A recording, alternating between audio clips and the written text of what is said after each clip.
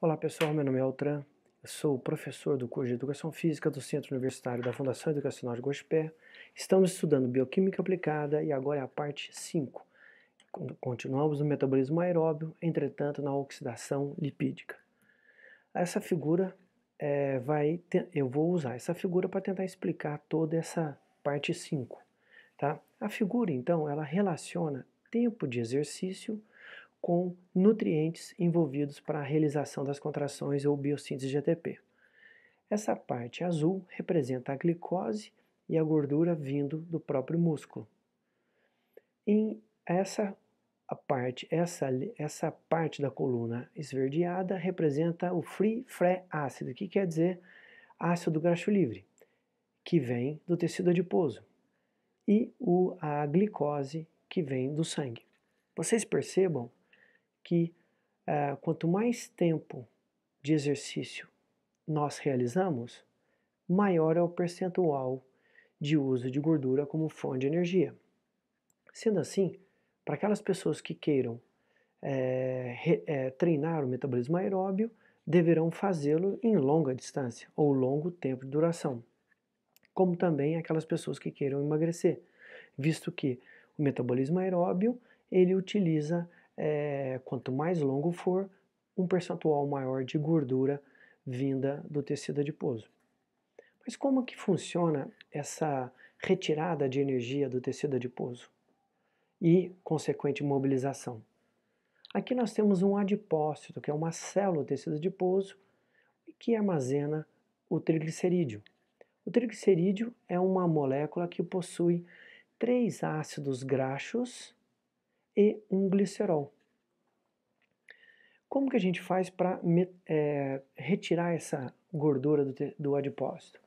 Bom, com a ação do hormônio, tem vários hormônios, mas o principal hormônio é a adrenalina. A adrenalina, ela catalisa uma reação onde ela estimula uma enzima chamada lipase hormônio sensível, que vai hidrolisar o triglicerídeo e vai romper essas ligações, fazendo que sejam liberados um glicerol e 3 ácidos graxos livres para a corrente sanguínea. Então, esse processo é denominado de lipólise. Lise, quebra do lipídio.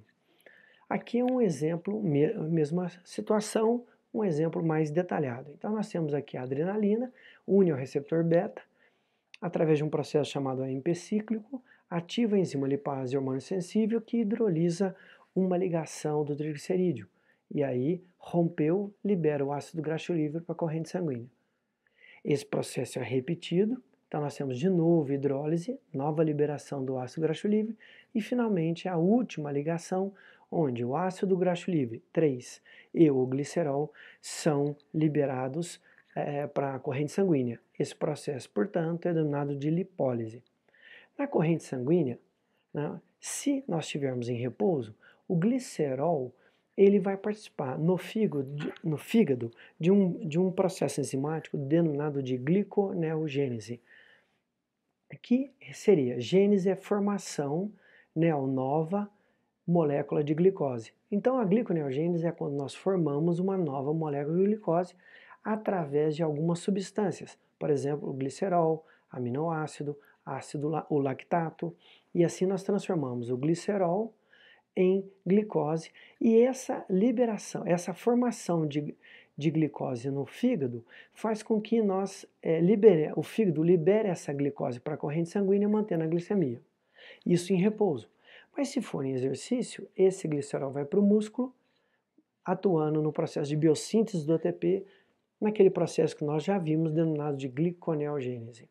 E os ácidos graxos livres, né, que são 3. Então, para onde eles irão? Os ácidos graxos livres irão para o músculo, tanto em repouso quanto em exercício, participarão de um processo denominado de beta-oxidação, que nós veremos, no qual tem como fundamental importância biossíntese do ATP. Bom, o processo denominado de beta-oxidação é um processo que ocorre, enzimático, que ocorre com a degradação de ácidos graxos livres, desde que tenham número par de carbonos. E é um conjunto de reações cíclicas, como o ciclo de Krebs. Entretanto, a cada volta é formado uma molécula de acetil e retirado o hidrogênio, uma vez pelo NAD e uma pelo FAD. Então aqui embaixo nós temos a representação. Nós temos aqui o citoplasma da célula e a mitocôndria.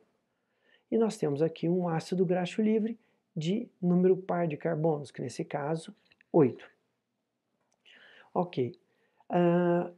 Esse ácido graxo livre, para poder difundir para a mitocôndria e iniciar o processo de beta-oxidação, é utilizado a energia do ATP. Então nós temos aqui a adenosina trifosfato, ela rompe a ligação e a energia que é liberada é usada para transferir o ácido graxo livre para a mitocôndria e iniciar a primeira volta. Portanto, a primeira volta da beta-oxidação ela inicia retirando energia de um ATP. Nessa primeira volta, são formados uma molécula de acetil, como foi falado antes, retirada de hidrogênio, em uma retirada na forma do FAD e uma retirada de hidrogênio na forma do NAD. Como o ácido graxo livre tinha 8 carbonos, quando formou acetil, ele perde 2 carbonos. Resultado, era uma molécula de C8 carbonos, passa a ter 6, C6. É número par, então eu permito que tenha uma segunda volta. A segunda volta ela é igual à primeira, exceto que não gasta mais ATP. Eu não tenho mais o uso de energia do ATP. E são retirados NADs, FAD e acetil.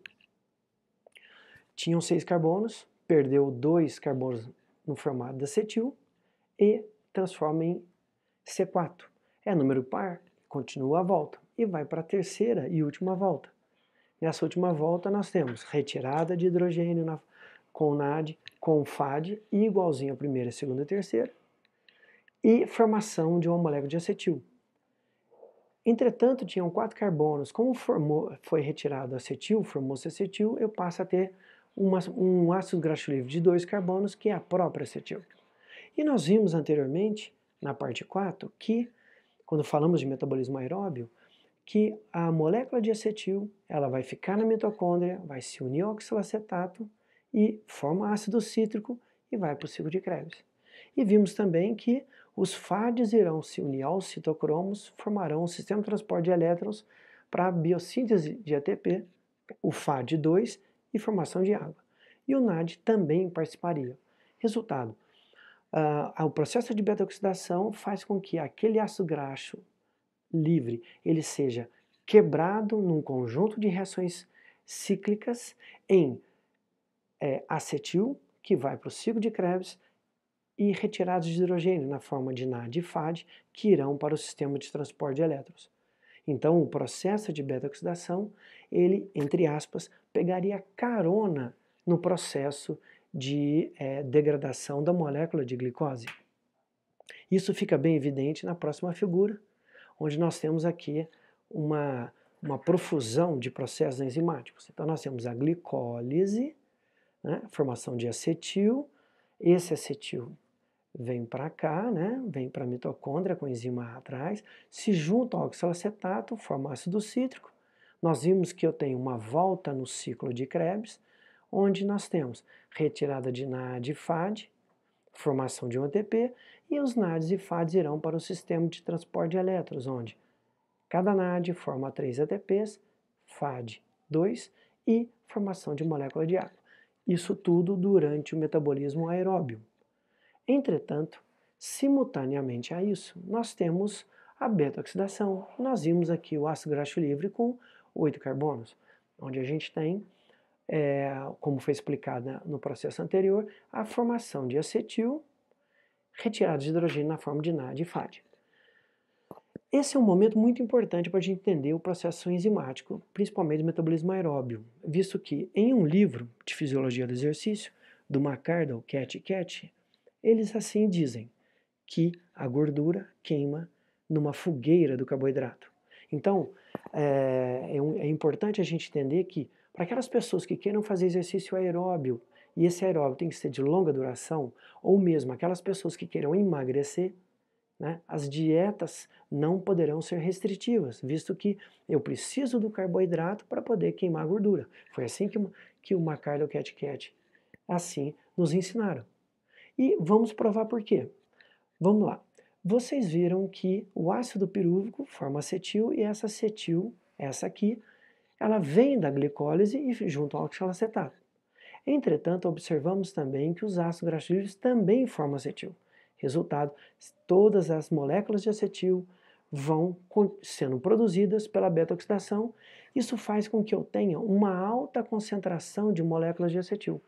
A concentração de acetil dentro da mitocôndria, vindo da glicólise e da beta-oxidação, ela gera um desequilíbrio nessa harmonia enzimática. Essa alta concentração de acetil faz com que haja ativação de uma enzima chamada piruvato carboxilase.